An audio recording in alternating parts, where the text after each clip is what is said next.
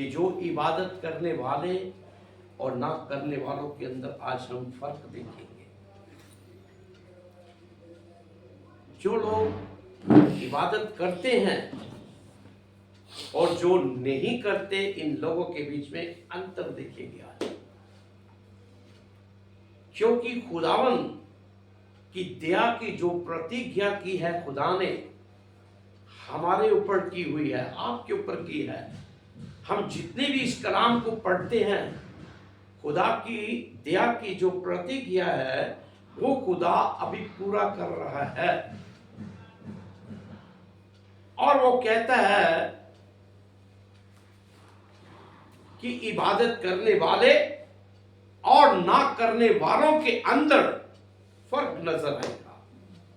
आज पता चलेगा कि कितने लोग इबादत करते हैं और कितने लोग इबादत नहीं करते। चलिए मलाकी की किताब हम देखेंगे 3 अध्याय और उसका हम 18 से पढ़ेंगे। सुनिए ध्यान से। तब तुम रुजू लाओगे और सादिक और शरीर में और खुदा की इबादत करने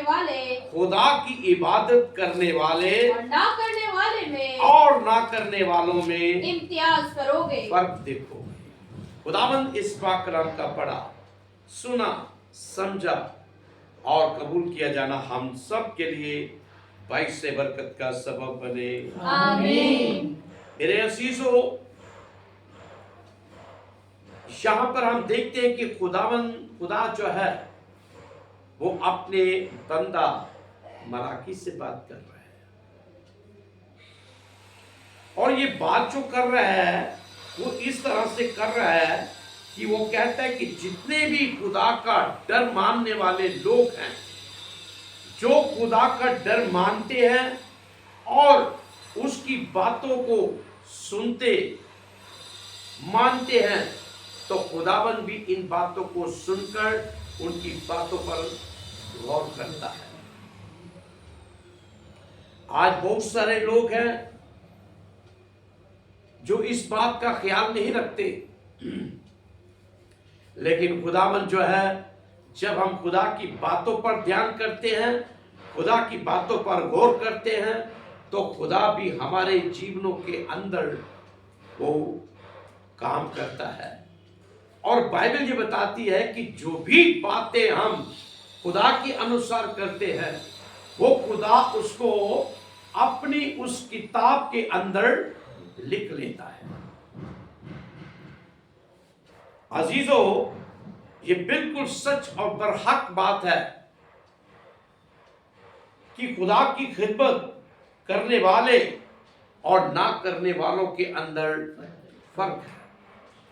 आज भी दुनिया के अंदर हम देखते हैं कि बहुत सारे लोग जो हैं खुदा की इबादत जो है वो रूह और सच्चाई के साथ कर रहे हैं, खुदा के कलाम को रूह और सच्चाई के साथ पढ़ रहे हैं। खुदा की इबादत करनी, जो दुआ करनी, प्रार्थना करनी, रोजे के बीच में चलना, ये खुदा की ही अनुसार कर रहे हैं। और ऐसे इंसानों को खुदा याद करता है, याद रखता है और इनको अपनी किताब के अंदर लिख भी लेता है। हम बहुत कमजोर हैं, दुनिया में बहुत लोग कमजोर हैं, जो ईमान में कमजोर है, विश्वास में कमजोर है, दूसरे के ऊपर डिपेंड रहते हैं। खुदा के इस वचन पर या उसके कलाम पर या उसके ऊपर हम तवक्कुल बहुत कम कर रहे हैं, बहुत कम है लोग।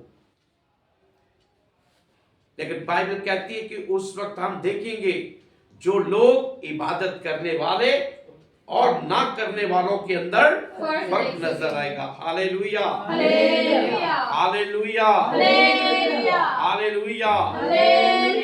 जब हम इसका 17 पढ़ते हैं, 3 का 17, तो उसके अंदर लिखा हुआ मिलता है। सुनिए, रब्बुल अफ़वाज फरमाता है, खुदावन खुदा कहता है, उस रोज लोग, बल्कि मेरी खास मिल्कियत होंगे। हाँ, और मैं उन पर ऐसा रहीम हूँगा, ऐसा कोमलता करूंगा, जैसा बाप अपने खिदमत गुजार बेटे पर होता है। Hallelujah, hallelujah. जो उसकी खिदमत करने वालों के ऊपर उसकी नजर बनी रहती है। इसलिए इबादत करने वाले और ना करने वालों के अंदर हम फर्क देखेंगे। और आज भी हम देख रहे हैं, आज भी संसार के अंदर आप नजर दुड़ाएं, कुछ लोग इबादत कर रहे हैं रूह और सच्चाई के साथ, और कुछ लोग फॉर्मेलिटीज कर रहे हैं। खुदा क्या पसंद करता है? खुदा नहीं करता। मेरे अजीजों, अगर आप इस जगह के अंदर, इस धरती के ऊपर ठीक आप खुदा की रूह और सच्चाई से इबादत कर रहे हो, तो स्वर्ग के बीच में जो लिखी हुई किताब है, वहां भी आप स्वर्ग के अंदर ऐसे ही काम करो। अगर जमीन पर रहकर हम इबादत नहीं कर रहे, तो याद रखना उस वक्त हम खुदा की बादशाह से भी बाहर रहेंगे। क्योंकि इबादत करने वाले और ना करने वालों के अंदर फर्क नजर आएगा। दुआ करने वाले और ना करने वालों के अंदर फर्क नजर आएगा। रोजा रखने वाले और ना रखने वालों के अंदर भी फर्क आएगा। देखता है खुदा कि ये सही तौर पर चल रहा है कि गलत तौर पर चल रहा है। इसलिए मेरे अजीजों, 18 के अंदर यही खुदा का पाक कलाम कहता है। क्या कहता है? तुम फिरकर धर्मी और दुष्ट का भेद यानी खुदा की खिदमत करते हैं, और जो उसकी खिदमत नहीं करते, उन दोनों का भेद जो है तुम पहचान सकोगे। ये है। आज हम देखिए अपने आप को देखिए कि क्या मैं सचमुच खुदा की इबादत कर रहा हूं या नहीं। क्या सचमुच आज मैं खुदा की इबादत कर रही हूं कि नहीं। फर्क उस वक्त नजर आ जाएगा। खुदा पकड़ लेगा, खुदा छोड़ेगा नहीं। मेरे अजीजों, बाइबल ये बताती है, कलाम ये बताता है, यूहन्ना रसूल की अंजील जब हम पढ़ते हैं, चलिए मेरे साथ निकालिए यूहन्ना रसूल की अंजील और उसका 12 अध्याय और उसका 12 के बीच में हम देखते हैं कि वहां पर हम देखते हैं कि खुदावंद यीशु मसीह अपनी जमीनी खिदमत के बारे में क्या कहता है और उसके लोग क्या कहते हैं। सुनिए इस बात को। दूसरे दिन बहुत से लोगों, अब ध्यान से बात को सुनना, ये जमीनी लोग हैं। दूसरे दिन बहुत से लोगों ने जो ईद में आए थे ये सुनकर कि यीशु यरूशलेम में आता है। अब इनको पता चला कि यीशु कहाँ आ रहा है?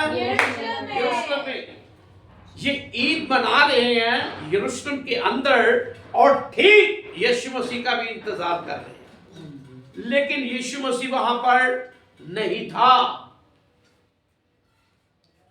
जब खुदावंद यीशु मसीह के द्वारा लाजर का वो जो मर गया था, मोजज़ा हुआ, चमत्कार हुआ, मिरेकल हुआ, वहां पर बहुत सारे यहूदी लोग जो आए थे अफसोस के लिए उस घर के अंदर आए हुए थे, उनको तसल्ली देने के लिए, उस परिवार को तसल्ली देने के लिए। तो वहां पर यहूदी लोग जो थे, जैसे ही वहां पर कब्र पर गए, जैसे मरियम वहां पर गई, मार्ता भी गई, और पता चला कि खुदा ने यीशु मसीह वहां पर आया हुआ है, दौड़ती हुई। और वहां पर जब मोजा हुआ है ना, लाजर को जो जिंदा किया 4 दिन के मुर्दे को, तो बाइबल ये बताती है कि वहां पर बहुत सारे यहूदियों ने खुदावंद यीशु मसीह पर ईमान लेकर आए, और इस बात की खबर जो थी वो पूरे तमाम उस इलाकों के अंदर फैल गई। कुछ यहूदियों ने जाकर वहां के जो प्रधान याजक थे, वहां के फक्की फरीसी जो प्रधान थे, थे उन सबको एक काउंसिल हुई, एक मीटिंग हुई। उसके अंदर यह फैसला किया गया कि बहुत सारे लोग जो हैं हमसे तो कुछ बन नहीं रहा, लेकिन देखो ठीक लोग जो है उसके पीछे पीछे जा रहे हैं। उन्होंने क्यों मीटिंग की वहां पर, और उस मीटिंग के अंदर यह फैसला किया गया कि जहां भी खुदावंद ये मिलता है, खुदावंद यीशु मसीह, उसको पकड़ो, उसका कत्ल कर दो। ये प्लानिंग फैल गई, और जैसे ये प्लानिंग फैली उसी वक्त खुदावंद यीशु मसीह ने अपने उन शागिर्दों को लिया और ले जाकर एक बियाबान जंगल के बीच में, एफ्राम के नाम के जंगल जो था, उस जंगल के बीच में जाकर वो रहने लगा। ढूंढ रहे हैं लोग उसको, वहां कोई भी नहीं जा सकता, क्योंकि ये खुदा की प्लानिंग थी। खुदा ने उसको वहां से निकाल कर ठीक वहां पर दूसरी जगहों के बीच में ले गया, ताकि वो उसका कत्ल ना कर सके, क्योंकि फसह के 6 दिन पहले की ये बात हो रही थी, ईद के पहले की थी। और लोग वहां पर आकर क्या मना रहे थे? ईद मनाने आए हुए थे। और लोगों ने, बहुत सारे लोगों ने ये सुन रखा था कि खुदावंद यीशु मसीह ने जो है, मसीह जो है, यीशु जो है, इसने लाजर को जो 4 दिन का मुर्दा था उसको जिंदा किया। तमाम लोग उसके पीछे पड़े हुए थे, फकीर, फरीसी और भी लोग जो थे उसके पीछे पड़े हुए थे, ढूंढ रहे थे उसको। लेकिन खुदावंद यीशु मसीह सीधा एफ्राइम के उस बियाबान जंगल के अंदर चला गया। मेरे अजीजों, बाइबल ये बताती है कि फसह के 6 दिन पहले वो उसने ये देखा कि सब कुछ ठीक है, वो वहां से निकला और निकलकर सीधा वो बेतनिया के बीच में आया।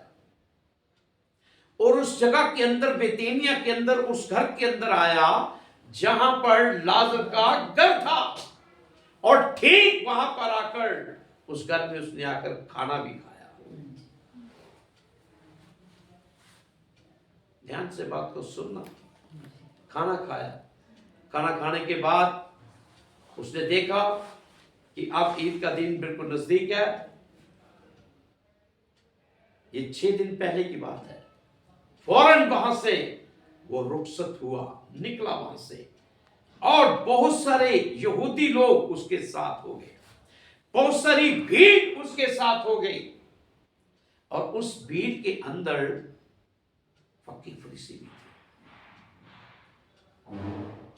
और उस भीड़ के अंदर यीशु मसीह के चेले भी थे।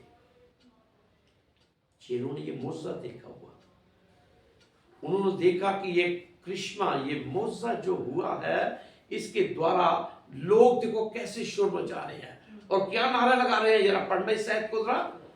और खजूर की डालियां ली, खजूर की डालियां ली, और उसके इस्तकबाल को निकलकर पुकारने लगे, उसके वेलकम के लिए निकल पड़े कि होसना। क्या कर रहे थे? होसना, होसना, मुबारक है वो, मुबारक है वो जो खुदावंद के नाम पर आता है, जो खुदावंद के नाम पे आता है, और इस्राएल का बादशाह है। वो इस्राएल का क्या है? बादशाह है। Hallelujah, hallelujah, hallelujah, hallelujah. वो खुदावंद का बादशाह, इस्राएल का बादशाह है। अब भीड़ है, भीड़ के अंदर हाथ भी कोई नहीं डाल सकता। बहुत सारे लोग देख रहे हैं, होसना का नारा चल रहा है, बड़ी भीड़ है, बहुत जबरदस्त जुलूस था।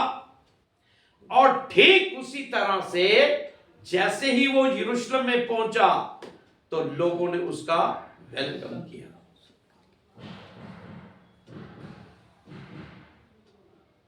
ये भीड़ कौन सी थी? ये खजूरों की डालियां लेकर ये जो होसन्ना का नारा लगा रहे थे ना, ये वो भीड़ थी कि हमें भी बचा, हमें बचा, होशन्ना, जोर से नारा लगा रहे थे, हमें बचा। लेकिन खुदावंद यीशु मसीह सीधा जाकर वो यरूशलेम की ओर चला गया। उस भीड़ के अंदर मैंने बताया कि वो फरीसी लोग भी थे। तभी तो उन्होंने कहा कि देखो, हमसे तुमसे कुछ बढ़ नहीं पड़ रहा, और देखो संसार जो है इसके पीछे चला जा रहा है। लोग जा रहे हैं, प्लानिंग तैयार होगी, कत्ल करने की प्लानिंग तैयार होगी, लेकिन खुदावंद यीशु मसीह उस ईद के दिन के अंदर वो ठीक खुदा के उस भवन के अंदर प्रवेश कर चुका। Hallelujah, hallelujah, hallelujah, hallelujah, hallelujah. Hallelujah. एक और बड़ी भीड़ हम देखते हैं, एक और बड़ी भीड़ जो है वो हम देखते हैं प्रकाशित वाक्य की किताब और उसका 7 अध्याय उसके 9 के बीच में हम देखते हैं, जो आसमान पर खुदावंद के सामने खड़ी है। और अजीजों, हम देखते हैं इस संसार के अंदर जो लोग हैं, बहुत सारे लोग हैं जो अलग अलग कौमों के बीच में से, अलग अलग जातियों से, ये सब लोग जो हैं वहां पर एक बहुत बड़ी मुसीबत के बीच में से होकर वो ठीक खुदावंद के सामने खड़े हो चुके हुए हैं। और वचन क्या कहता है, अब इसको भी हम गौर के साथ पढ़ेंगे। सुनिए, इन बातों के बाद, इन बातों के बाद जो मैंने निगाह की, जब मैंने नजर की, तो क्या देखता हूँ क्या देखता हूँ, कि एक कौम, क्या देखता हूँ, यहाँ पर यूहन्ना आरेफ जो है एक बहुत बड़ी भीड़ को देख रहा है, एक बहुत बड़ी भीड़ को देख रहा है। एक भीड़ उसने जमीन पर भी देखी गई, जो खुदावंद यीशु मसीह के पीछे पीछे चल रही थी। और कौन सा नारा लगा रहे थे? होसन्ना का नारा। अब एक भीड़ यहां पर है जिसको खुदा के बंदा यूहन्ना आरिफ देख रहा है और कहता है कि एक जाति और हर एक जाति और कबीले और उम्मत और लोग और अहले जुबान और भाषाएं की एक ऐसी बड़ी भीड़ जिसे कोई शुमार नहीं कर सकता, जिसके कोई गिन नहीं सकता। देखिए कितनी भीड़ है वो। और उनके हाथ में क्या है? सफेद जामे पहने, वो सफेद जामे पहने और खजूर की डालियां, हालेलुया, नीचे भी जमीन पर खजूर की डालियां लेकर नारे लगा रहे हैं, होसन्ना। आसमान के बीच में, स्वर्ग के अंदर भी खजूर की डालियां लेकर नारे लगा रहे हैं। और उनके नारे क्या हैं? जय जयकार, परमेश्वर की जय जयकार हो, खुदा की जय जयकार हो। यह इबादत करने वाले जो जमीन पर हैं और इबादत नहीं करने वाले वो स्वर्ग के बीच में है। ये स्वर्ग के बीच में है। तरह तरह, आज कहते हैं जी एक ही जाति के होंगे, एक कौम के नहीं है। पढ़िए, उसमें हर जाति के लोग हैं, हर भाषा के लोग हैं, हर कुल के लोग हैं, हर कौम के लोग हैं। वहां पर सबके सब मौजूद होंगे। सिर्फ वहां क्रिश्चियन लोग ही नहीं होंगे जिनका न्याय होना है, हर जाति के लोग लिखा है। इसका मतलब यह है कि बहुत सारी कौमें, बहुत सारी जातियां जो हैं वो खुदावंद यीशु मसीह पर तवक्कुल करती हैं, ईमान लाती हैं, ठीक ईमान लाती हैं कि वो जिंदा खुदा का बेटा प्रभु यीशु मसीह है। अब इनके हाथ में क्या है? खजूर की डालियां, वस्त्र कौन से हैं? सफेद जामे। सफेद जामे। लेकिन उस भीड़ को अगर आप देखोगे तो उसके अंदर तरह तरह के लोग थे। पकड़ने वाले भी थे, आनंद मनाने वाले भी थे, कलेश के अंदर से गुजर भी रहे थे, मुसीबतों के अंदर से गुजर रहे थे, और खुदा की खिदमत के बीच में वो जमीन पर होकर वहां भी नारे लगा रहे हैं।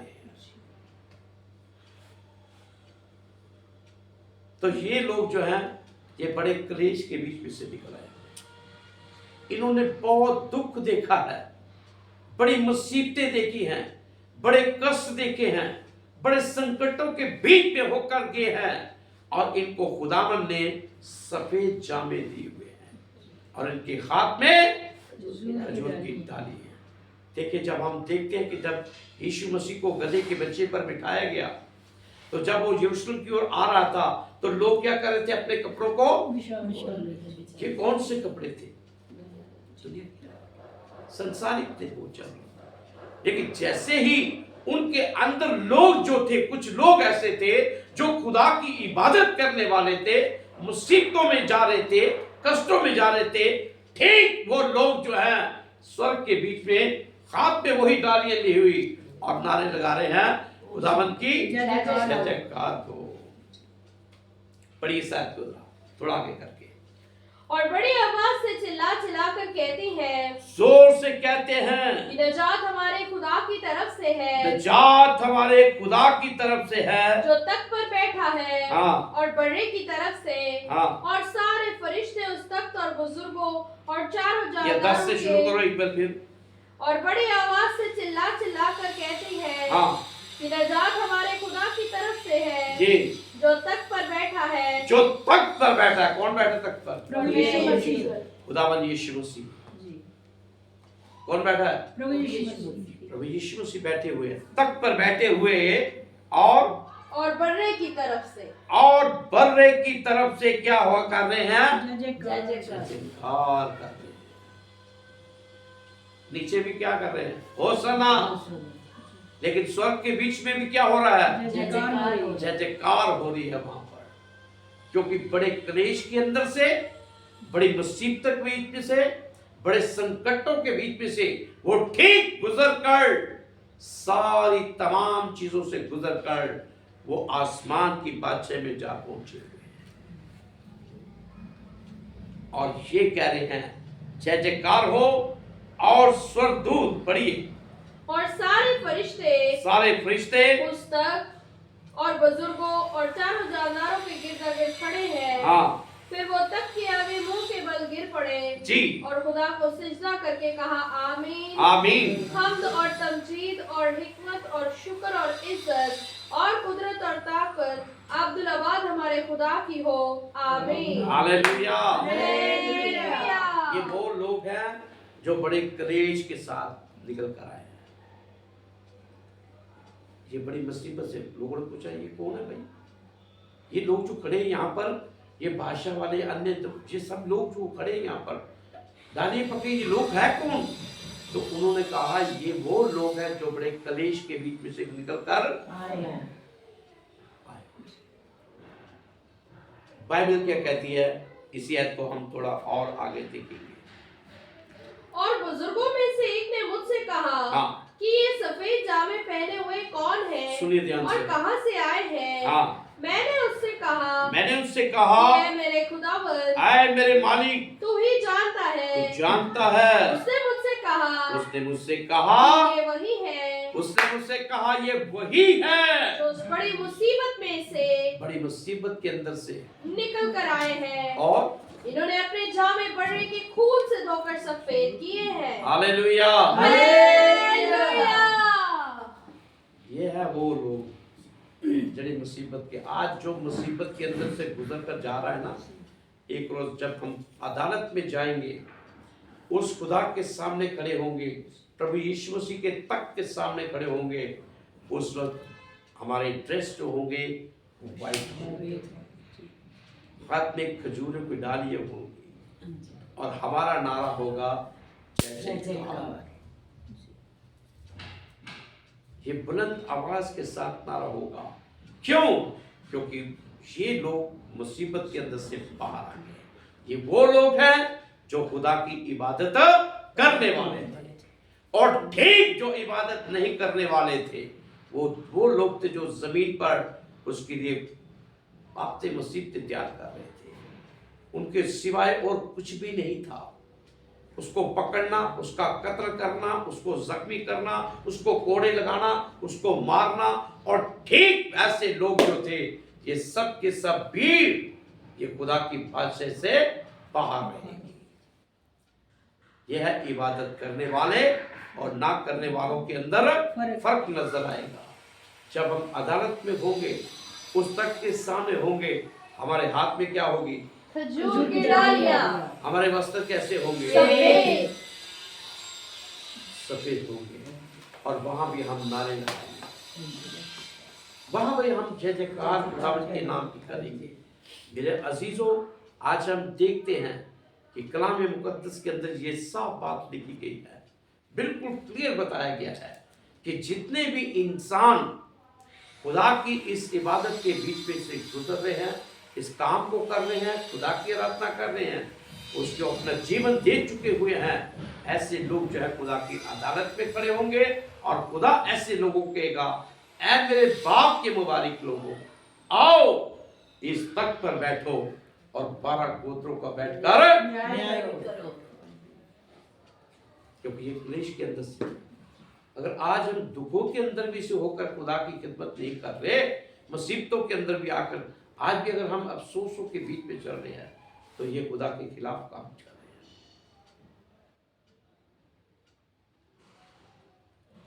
जब एक दफा खुदावन ने हमें ले आए इस लाइन के अंदर, तो हमें खुदा के ऊपर ज्यादा ध्यान रखना चाहिए, खुदा पर ईमान रखना चाहिए। हमें उस संसार के बीच में नहीं चलना, नहीं तो वो जमीन पर रह जाएंगे। बेशक हम कलाम पढ़ रहे हैं, वचन पढ़ रहे हैं, दुआ भी कर रहे हैं, चर्च भी जा रहे हैं, रोजे भी रख रहे हैं, लेकिन खुदा की बादशाह से बाहर जाएंगे, वहां फर्क देखा जाएगा कि क्या तुमने इबादत की, जो मैंने चाहा वो किया है, जो मैं करना कहना चाहता हूं वो क्या कर रहे हो? अगर वो नहीं किया तो सीधा हमारे लिए आग है। इसलिए खुदावंद का पाक कलाम जो है हमें ये साफ कहता है कि इबादत करने वाले और ना करने वालों में फर्क नजर आएगा। आइए हम वापस चलेंगे इस व्यक्ति पर। तब तुम रजू लाओगे और सादिक और शरीर में, हाँ, रास्तबाज और दुष्ट का भेद जो है, और खुदा की इबादत करने वाले और खुदा की इबादत करने वाले और ना करने वालों के अंदर क्या देखोगे? फर्क देखोगे।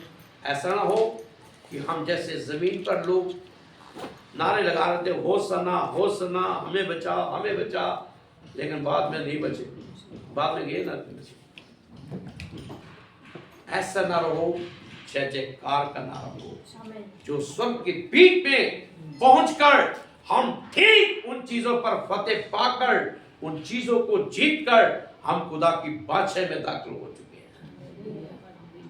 वहां ना रोना, ना दांतों का पीसना, ना दुख, ना तकलीफ, ना कोई परेशानी, वहां आनंद ही आनंद। इसलिए आज का कलाम, आज का वचन हमें यही सिखाता है कि हमें इबादत जो है रूह और सच्चाई के साथ करते जाएं, खुदा के हुक्मों के अनुसार करें, जैसे खुदा चाहता है वैसे काम को करें। फिर हम खुदा की बादशाह में उस सफेद ड्रेस को पाकर, खुदा के उस अलबास को पहनकर, और हाथ में क्या रखेंगे? खजूर की डालियां, और जय जयकार करते हुए आगे बढ़ते जाएं। खुदावंद आज के इस कलाम के वसीला आप सबको, सुनने वालों को, देखने वालों को भी सबको बरकत मिले। आमीन।